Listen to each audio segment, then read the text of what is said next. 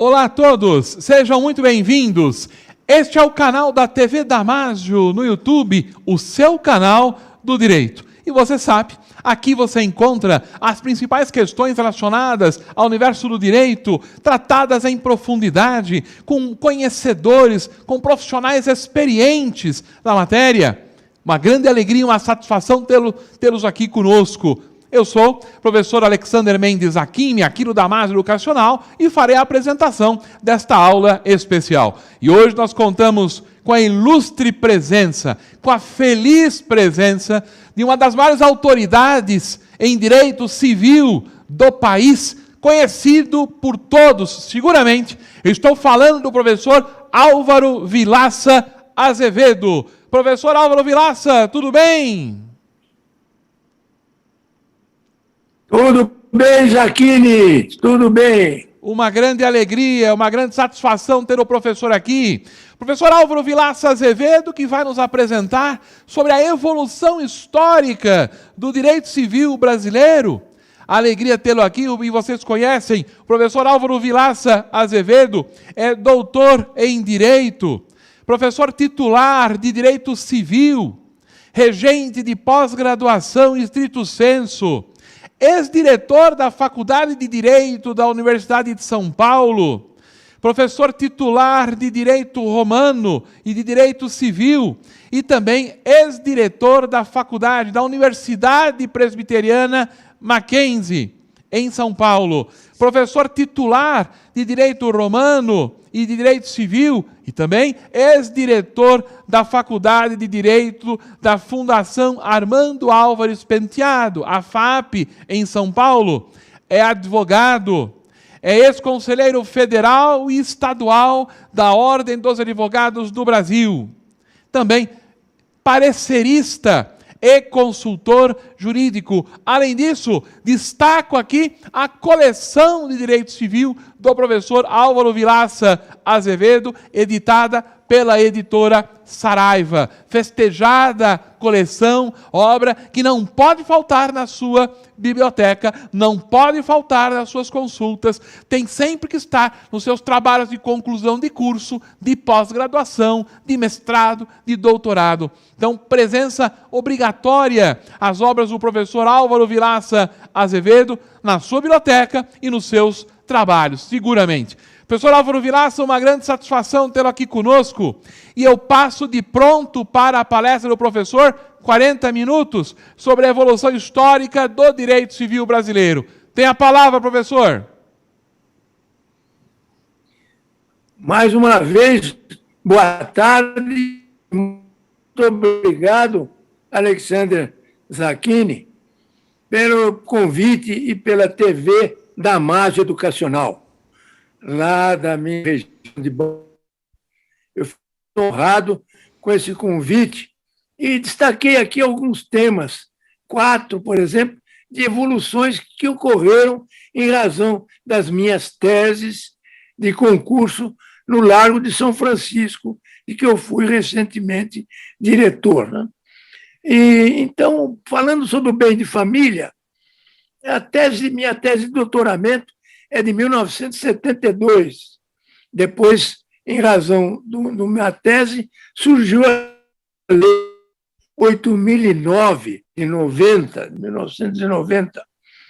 Já sobre o bem de família, que é aquele homestead que surgiu na República do Texas, que é de 1835, que depois era a República, depois passou para os Estados Unidos como um dos seus territórios, como um dos seus estados, em 1964. O Homestead surgiu por uma lei chamada Homestead Exemption, que é de 1837.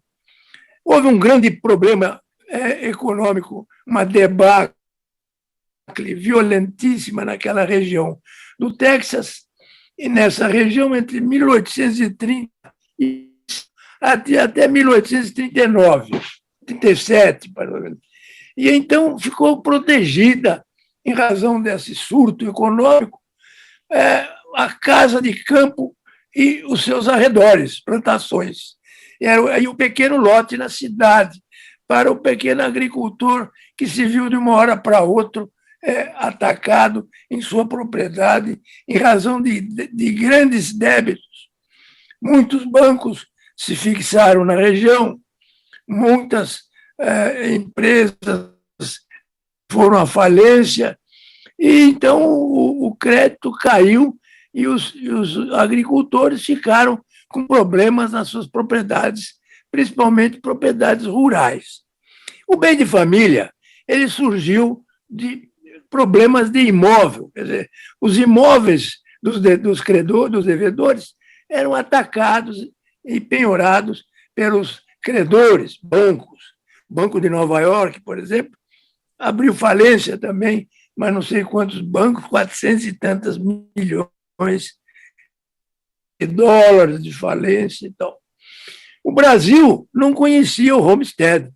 E então, nessa época, o projeto de Código Civil de 16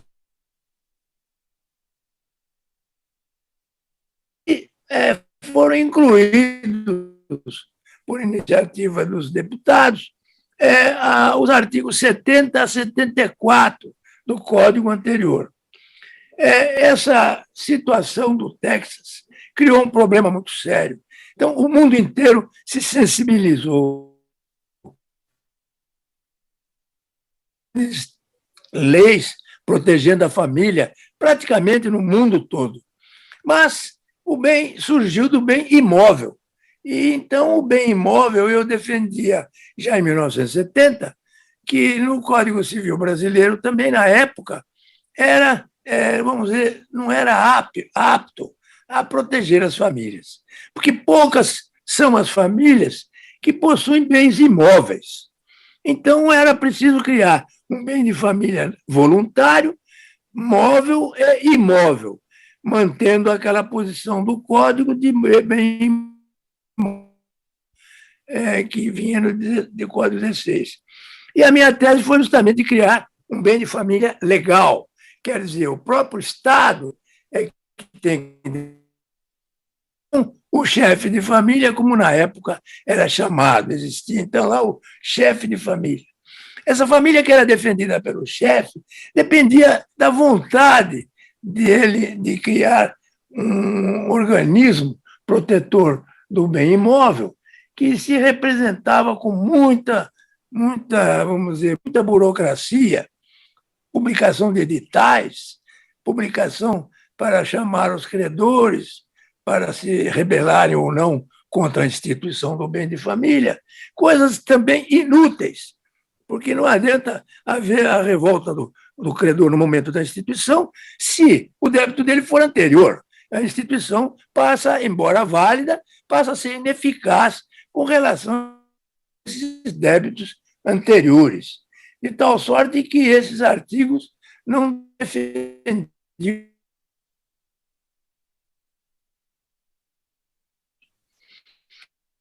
principalmente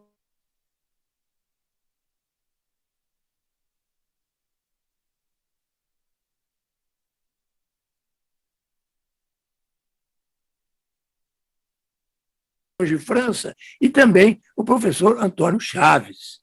Acontece que eu provei à banca a necessidade não era de se manter o bem de família imóvel, mas sim criar um bem de família legal. O Estado teria que criar esse bem de família, que foi o que aconteceu com a lei de 8.009, entende?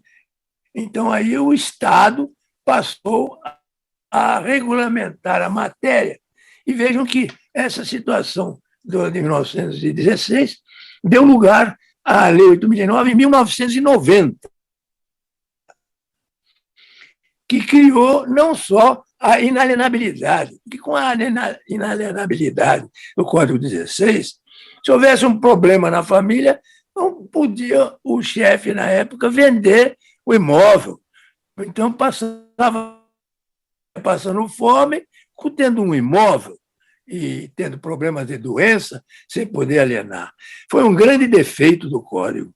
Foi esse o defeito que veio do Texas, a inalienabilidade. Os bens não podem ficar inalienáveis porque eles paralisam a se desfazer do bem, então fica com patrimônio imóvel, mas com problemas gravíssimos em casa, né? Aí, então, veio a Lei 8.009, que criou só a impenhorabilidade do bem de família, mas uma lei de ordem pública, a minha moda, quer dizer, o Estado criando a defesa. 2009, ela está plenamente a garantir toda e qualquer família, quem tem e quem não tem imóvel. Porque quem está no imóvel próprio tem um imóvel impenhorável. E se muda de lugar, vai para outra residência, deixa de existir o bem imóvel anterior e passa a existir um novo imóvel garantido, totalmente independente da legislação anterior.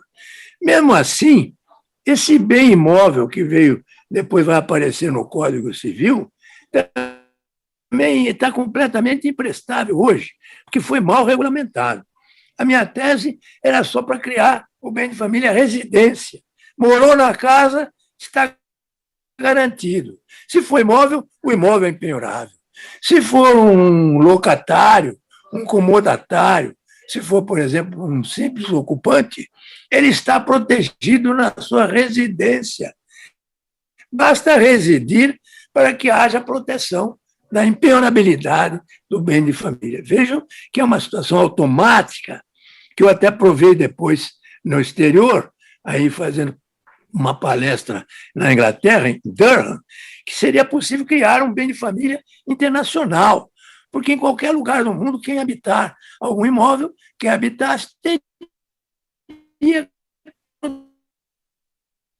toda, tanto quanto ao bem imóvel, se for próprio, ou do bem dos móveis que guarnecem a residência e os outros bens móveis da família, se ela não for proprietária do bem imóvel. Vejam que isso tudo foi uma situação muito boa.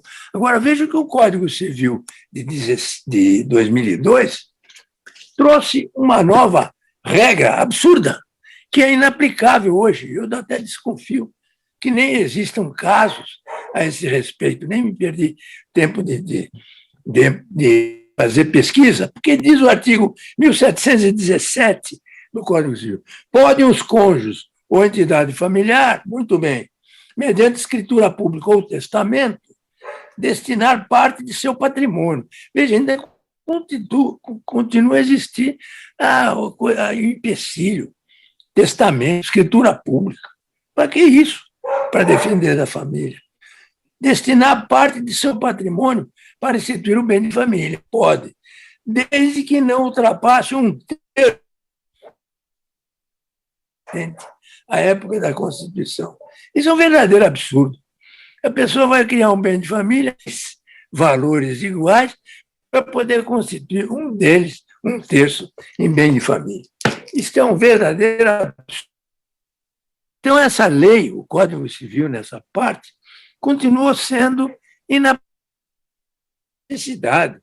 Basta que se aplique a Lei 9, em que a pessoa basta residir para já ter impenhorável bem de família. Não precisa esperar existir bem de família, porque na hora que vai tudo bem, ninguém vai fazer escritura pública, nada. Acha que nunca vai acontecer nada. Então, aí que chega o Estado com a sua mão protetora e tem que possibilitar que a simples residência seja a base da defesa da família. Essa foi uma tese minha de 1972, que evoluiu até hoje com esses rendimentos todos e com normas acessíveis à população brasileira. Outra situação foi a tese de livre docência, em 1976, que eu falei e propugnava pelo desquite amigável. Não havia ainda o divórcio, baseando-me no direito romano. Basta a falta da coabitação para que haja a possibilidade. Não pode haver sociedade sem affectio societatis. Não pode haver casamento sem a convivência dos cônjuges. E a minha tese foi justamente sobre o dever de coabitação. Essa matéria do desquite automático, era defendida pelo Miguel Reale e estava no anteprojeto de Código Civil de 1972, primeiro. Acontece que então, para uma nova regulamentação. Acontece que veio depois a lei do divórcio e, sem querer, me deu razão a minha tese, porque o artigo 5º, ruptura da vida em comum pela falta de coabitação. Um ano seguido sem coabitação, ele não há casamento. Então, dá-se a ruptura automática, podendo haver o divórcio. Aí veio a modificação da Constituição de 67 para essa Constituição de 88, no artigo 226, que criou um parágrafo 6º, tornando o casamento dissolúvel. Então, havia o divórcio. Então, nesse artigo 226, parágrafo 6º, com separação de 2 anos. 2 anos de separação, dava-se automaticamente o divórcio. Então, aí precisava esperar 2 anos de separação. Quando eu estava aí na Europa, fazendo palestras, se não me falha a memória, era Lisboa ou era Coimbra, uma das 2 cidades, ou Braga, que eu também estive falando em Braga. Vejam que veio a lei do divórcio, era mais ou menos 2010. E aí surgiu o divórcio direto, que foi o sonho daquele nosso querido deputado, né, que propugnou o divórcio, Nelson Carneiro. Esse divórcio direto eliminou o prazo de 2 anos da Constituição por uma emenda constitucional. Então, o divórcio passou a ser um direito potestativo. O direito potestativo, ele existe por força da vontade. Ninguém pode ser sócio, casado, sem ter vontade. Falou em separação, é como numa sociedade limitada, por exemplo, a pessoa quer sair, ela fala que quer sair, já saiu e já tem direito à apuração dos seus haveres. Nesse caso, surgiu, então, o divórcio direto. Hoje, então, não há mais ação de divórcio, que é a tese que eu defendo. Você vai mover uma ação do outro cônjuge, para quê? Para ele contestar? Não há contestação. É um direito prestativo. A pessoa pede o divórcio e o juiz é obrigado a dar, com base constitucional. E aí, então, aí existem as outras ações de regulamentação de visitas, ação de partilha de bens, ação de alimentos, que são ações separadas, ou que podem ser desconectadas da ação de divórcio, do divórcio, que é completamente autônomo. O juiz decreta o divórcio e manda seguir os outros pedidos com base, cada um, num assunto que for. Vejam que aí, então, essa minha tese surgiu propriamente numa situação muito interessante, porque o Nelson Carneiro, que tinha essa ideia do divórcio direto, uma vez falou para mim: a sua tese vai sair antes que a minha era o bem de família. E ele acabou tendo razão, que só depois, em 2010, é que veio a surgir o divórcio direto. Um outro assunto, eu estou falando meio rápido, para ver se falo de algumas evoluções importantes, a união estável, também baseada na minha tese.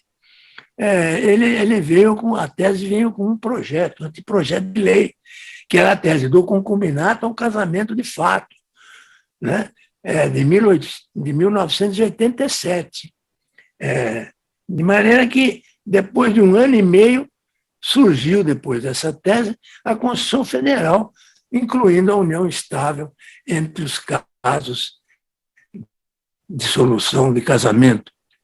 Então, diz, o casamento pode ser dissolvido, em caso de casamento religioso, em caso de casamento civil, em caso de união estável e no caso de existir, por exemplo, da família uniparental. Acontece que eu já defendi essa tese, que foi também acolhida no Supremo Tribunal Federal, pelo ministro Lewandowski, que era relator de um caso, em que ele disse que realmente esse artigo 226 não é um artigo de números clausos, não tem número fechado. Casos.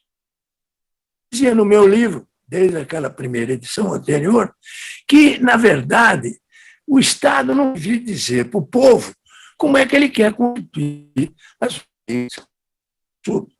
A família se constitui legalmente, sem ofensa à norma da ordem pública, né? Com base religiosa, que é a base fundamental da família, as regras religiosas. Então, depois é que vai se ver se existe ou não proteção.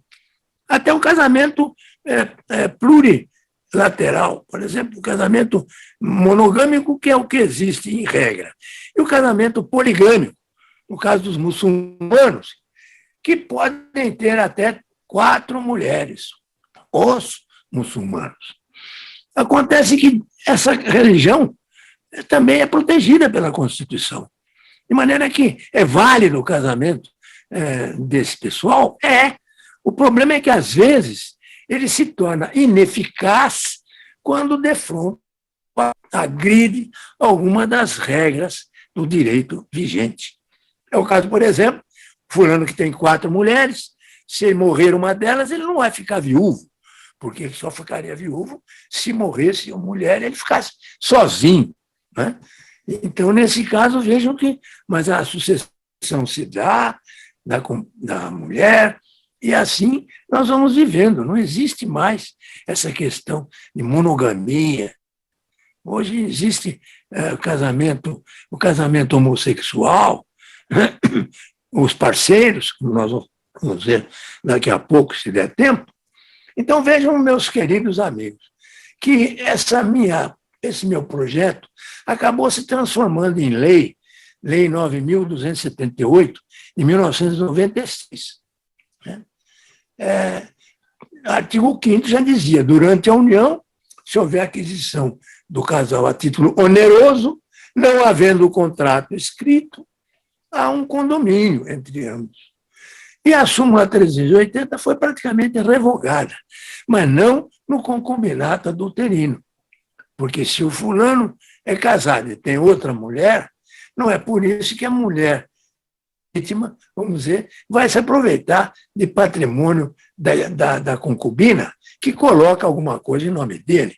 Então, ela tem, pela súmula, a possibilidade de separar esses bens e reaver aquilo que lhe pertence. Aí, na época, começou-se, então, não havendo divórcio, né? Que foi extinto pelo decreto, que foi propriamente criado agora, recentemente, né? Foi extinto o casamento religioso, o casamento por escritura e o casamento com os conhecidos, como era falado no direito português. Casamento de conhecidos quer dizer que aqueles são conhecidos como marido e mulher. Seria uma espécie de concubinato, que eu chamo de puro, que não agride o casamento. Há o concubinato adulterino e o concubinato desleal, quando um concubinato agride outro concubinato. Esse decreto 181 de 1890 acabou com todas essas espécies de casamento. Uma verdadeira barbaridade. Acabaram com todos os tipos de casamento que vinham da antiguidade. Depois passou pela Grécia, passou pelo direito romano, os casamentos do usus, que é o casamento de cônjuges,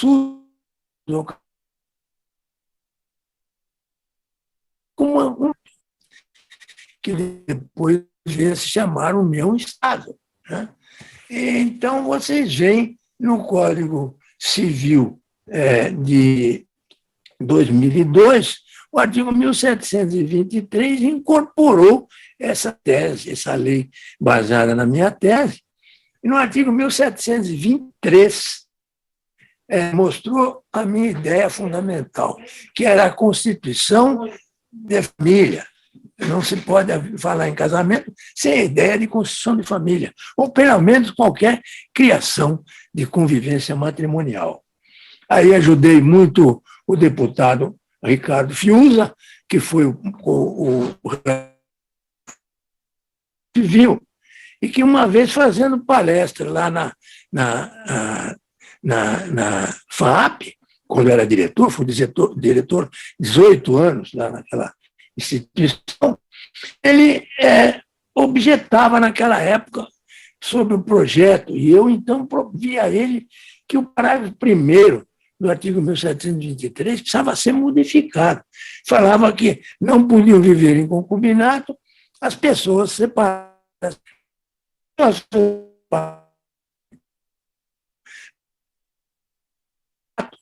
Embora existisse aquela súmula que persistia ao regime de bens, ela já não tem compromisso com outro cônjuge.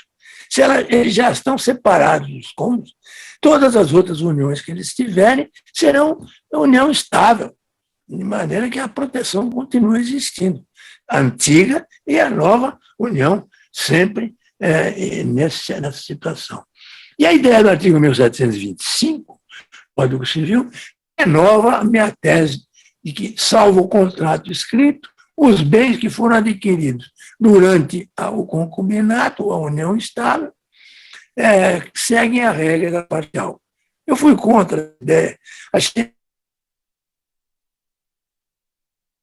ela é um regime de bens criado por norma de ordem pública, de maneira que, enquanto existe o casamento ou a união, ela não pode ser modificada. Já o condomínio pode haver desfazimento do condomínio durante a união, muito mais louvável a ideia.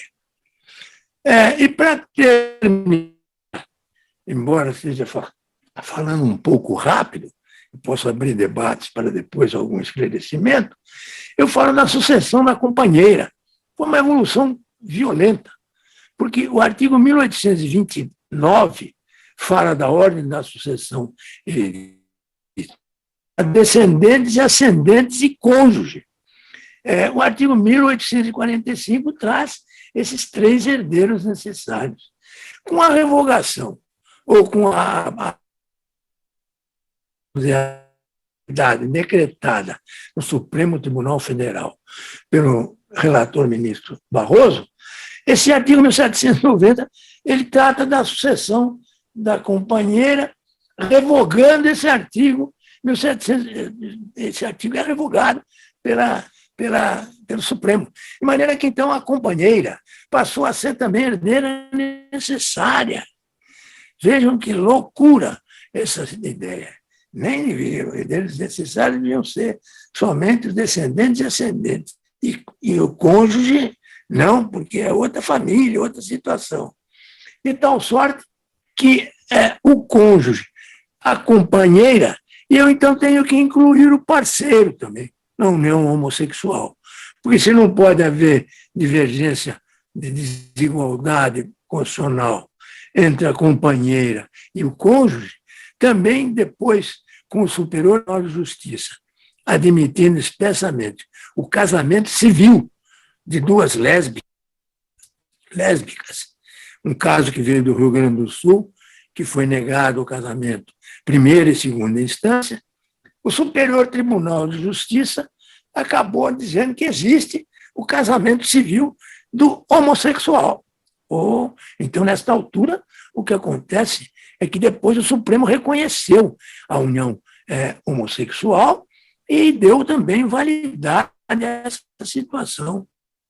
De maneira que a decisão não é lei, é uma norma judiciária, mas ela não tem validade universal, mas tem validade para os casos, todos aqueles casos que forem submetidos a juízo.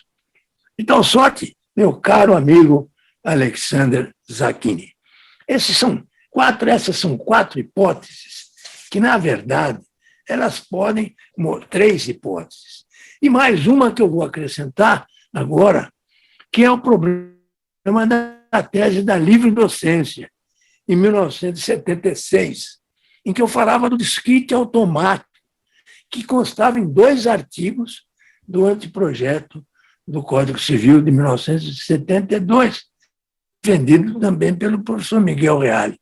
Sofreu tanta crítica, e eu também, que acabou ele retirando do anteprojeto de 72 para ser estudado a posteriori.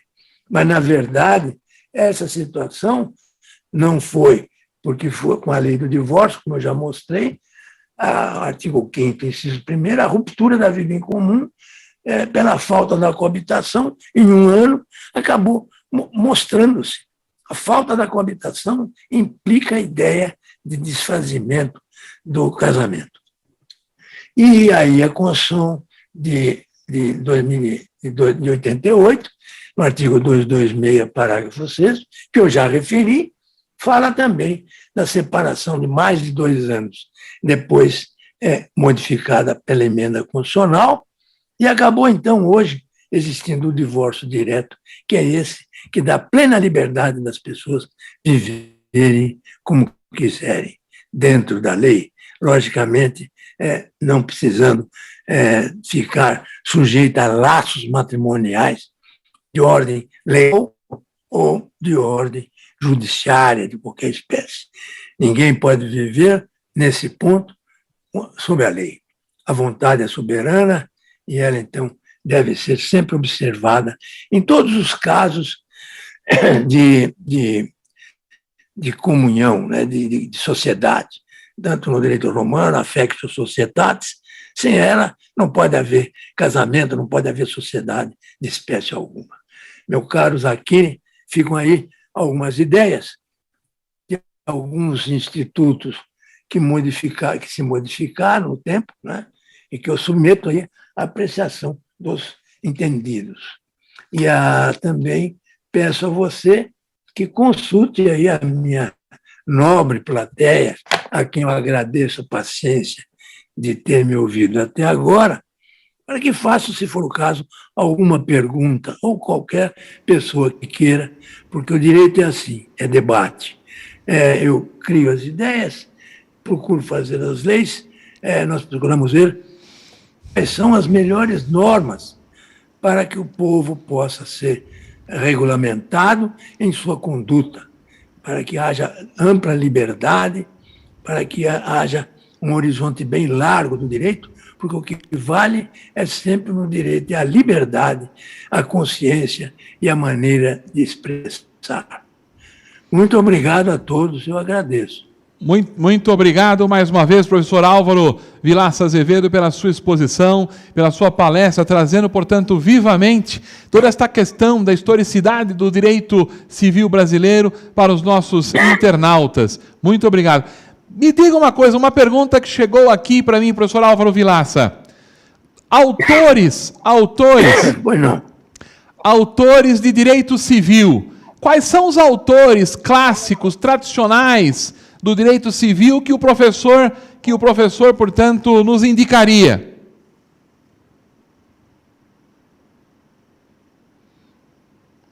Vamos aguardando. Praticamente morreram. O professor Washington de Barros Monteiro, professor Silvio Rodrigues, professor Antônio Chaves, professor Rubens Monge de França, Oscar Barreto Filho e tantos outros professores que vêm aí discutindo essas teses. Alguns professores, inclusive, por exemplo, já morreu também, trataram da ideia da lei da locação, que é um outro problema que eu defendo também. Que a lei de locação não foi modificada pela última lei que surgiu, porque, embora fale em locação de shopping center, ela não alterou o sistema de shopping center, porque continuam a existir direitos e deveres que não estão na legislação. Então, ela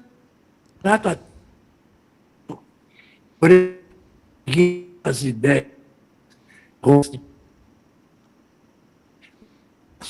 edute, fácil, utidez, a ideia é a seguinte: não pode haver outro tipo de prestação que não sejam esses. Locação é dou utidez. Dou um espaço para receber o aluguel. E, por exemplo, aparecem só obrigações de dar na locação. E na lei do shopping center existem obrigações de fazer. Então, fulano pode descumprir um contrato de compra e venda ou de locação.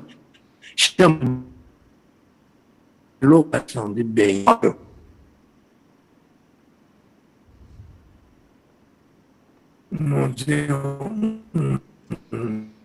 Muito bem.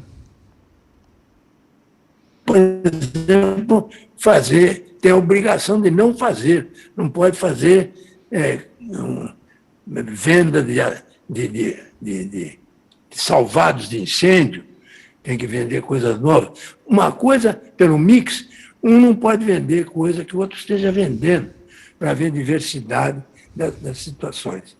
Tem que ser pago uma terceira parcela de terceiro salário aos empregados do shopping, que não são obrigação de dar entre as partes, mas dar a terceiro. De tal sorte que, havendo qualquer descumprimento dessas outras obrigações, independente do pagamento do aluguel ou não, o contrato se rompe. De tal sorte que o contrato continua sendo atípico misto, e eu insisto nisso, malgrado essa legislação do inquilinato fale em locação de center, de shopping center. Só algumas regras que foram ali colocadas. E mais professores estão aí, o professor Vivos, Augusto, Rudolvin, né? Que nos deixou também muito triste com o falecimento do professor da USP, né, que morreu, o Antônio Junqueira de Azevedo, e uma série de outros professores, todos muito bons. Eu sou da Academia Brasileira de Direito Civil, e lá todos os professores são recomendáveis. O professor Simão, os mais novos, eles são professores que se dedicam realmente ao direito civil e que gostam da matéria. E que dão aulas porque gostam, sentem prazer, também como é o caso do meu querido Zacchini, que é um professor exemplar de faculdades e que também cultua não só o direito civil, mas outras ramas do direito, como o direito processual civil. E foi até professor do meu neto. Isso já é coisa curricular. Verdade. Eu lecionei para o seu neto, o acadêmico Rafael Vilaça. Isso mesmo. Rafael. Muito bem, é verdade, é verdade. Um grande aluno, um grande acadêmico, Rafael. Muito bem. Professor, muito obrigado pela sua participação. Estou muito contente, muito feliz com este momento histórico para o Damásio Educacional, poder trazê-lo mais uma vez aqui para todos nós, podermos vê-lo, ouvi-lo, recebemos, portanto, as suas palavras, né, suas sábias palavras, seu sábio conhecimento, né, realmente eu fico muito feliz e me sinto lisonjeado, né, em ser referido pelo professor e tudo. Eu quero também mandar um abraço para o Marcelo Vilaça, seu filho que está aí com o professor, que está aí também junto, né, que está nos auxiliando nesta transmissão, aí diretamente da casa do professor, do escritório. O Marcelo Vilaça recebe, portanto, os meus agradecimentos também, professor. Muito obrigado, viu? Ele agradece também, manda um abraço. Obrigado, nós todos agradecemos. Muito bem. Temos a TV da Mar, mas sempre estará no meu coração um grande professor também, que pode ser citado mais na área penal, se não me falha a memória. Muito bem. Eu quero falar agora para você, internauta, para você que está nos assistindo aqui na TV Damásio, brilhante aula do professor Álvaro Vilaça Azevedo sobre a questão, portanto, histórica, né, do direito civil brasileiro. Importante destacar aqui a presença deste jurista, deste consultor, deste professor de todos nós na área do direito civil, o professor Álvaro Vilaça Azevedo, que recebe, portanto, as homenagens desta casa, recebe as homenagens aqui da Faculdade Damásio, que rendemos, portanto, agradecimentos ao professor por toda a sua trajetória, por toda a sua grande importância para o direito no país. Professor Álvaro Vilaça, receba de coração de coração mesmo, né, digo, muita alegria, né, as nossas sinceras homenagens por toda a trajetória que o professor trilhou ao longo de toda a sua vida e tem trilhado ainda como ilustre jurista, parecerista, consultor, portanto aí, um profissional renomado, né, do direito civil brasileiro. A você, internauta, navegue no canal da TV Damásio. Verifique, portanto, as outras áreas.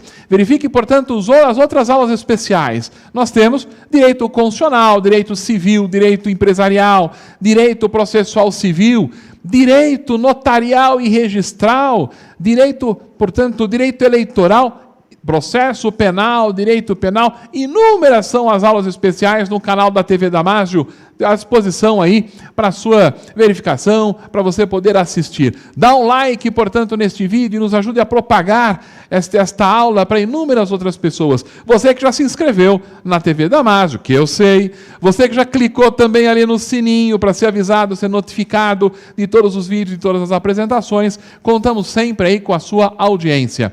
Quero aqui também deixar registrados nossos sinceros agradecimentos a todos os profissionais que trabalham aqui nos estúdios da TV Damásio, fazendo chegar até você a melhor transmissão, melhor som, a melhor imagem, melhor transmissão possível, exatamente porque você merece os nossos agradecimentos. Portanto, registro aqui a todos os profissionais que trabalham conosco nos estúdios da TV Damásio. Nossa alegria em tê-lo sempre aqui. Professor Álvaro Vilaça Azevedo, muito obrigado mais uma vez. Uma grande alegria tê-lo aqui conosco. Um abraço à sua esposa, um abraço ao seu neto, aos seus filhos. Um abraço, portanto, aí a toda a família. Um momento muito histórico. Muito obrigado, eu agradeço mais uma vez. Obrigado. Um abraço a todos vocês. Claro. Fiquem conosco e até uma próxima oportunidade. Até mais. Até.